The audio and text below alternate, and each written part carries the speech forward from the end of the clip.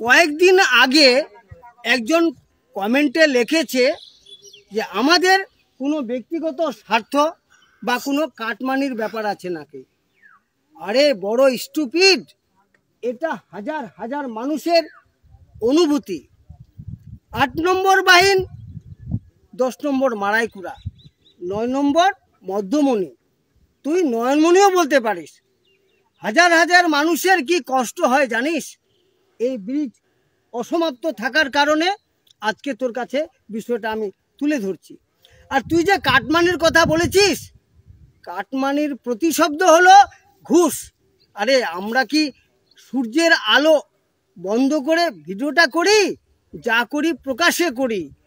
আর আবেদন করার জায়গা হলো সোশ্যাল মিডিয়া।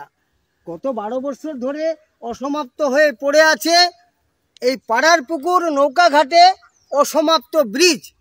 তার জন্য আবেদনটা আমরা সরকারের কাছে করি। ব্যক্তিগতভাবে আমরা কাউকে কোনো আঘাত করিনি। একবার আয় এই ঘাটে, ঘাটটা পারাপার করার পর ওই যে সামনে রাস্তাটা দেখতে পাচ্ছিস, কোনোভাবে ওখানে যাওয়া যাচ্ছে না। স্টুপিড কোথাকার। একটা পোস্ট করছি সরকারের কাছে, ব্যক্তিগতভাবে তোকে আঘাত লাগছে, তুই বাজে কমেন্ট করছিস।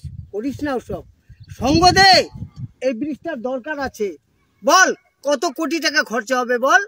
এটা সরকার ছাড়া কেউ পারবে?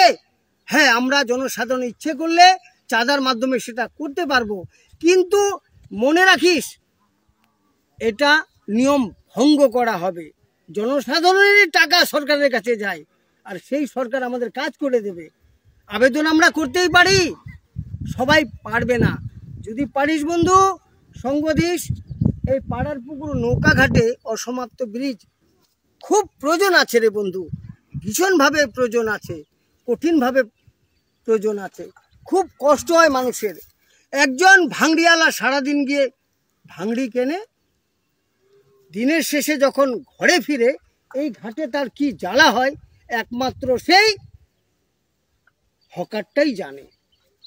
ঠিক আছে বন্ধু, মনে রাখিস, বাজে কমেন্ট করিস না।